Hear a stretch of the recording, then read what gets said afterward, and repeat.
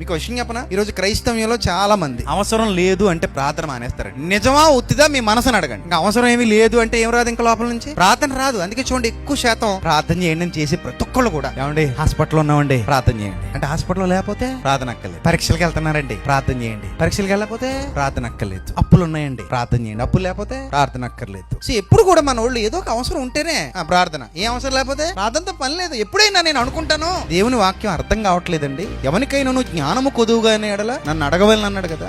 ఒక రోజు ఒక ఆయన అంటున్నాడు, మా వాడికండి స్కూల్కి వెళ్ళిన లెక్కలు రావట్లేదని ప్రార్థన చేయండి, జ్ఞానం కొదుకుంటే అడగమన్నాడు కదా అన్నాడు. బళ్ళు లెక్కలు రాకపోతే అడగమని చెప్పలేదు దేవుడు. ఇక్కడ నన్ను మాత్రమే అడిగినది ఏ జ్ఞానం గురించి? ఆయన జ్ఞానం గురించి. ఆయన జ్ఞానాన్ని తీసుకొచ్చి నువ్వు శ్వాసలకే లెక్కలకే కలపకు. అర్థమైందా? ఎవరికైనాను ఏ జ్ఞానము కొదువుగా అయిన ఎడల నా జ్ఞానం కొద్దుగా ఉంటే నన్ను అడుగు. లెక్కల జ్ఞానం కొద్దుకుంటే లెక్కల మాస్టర్ అడుగు. సైన్స్ జ్ఞానం కొద్దుకుంటే ఇలా సైన్స్ మాస్టర్ అడుగు. దేవుని జ్ఞానం కొద్దుకుంటే దేవుణ్ణి అడుగు. అందుకే ప్రార్థన.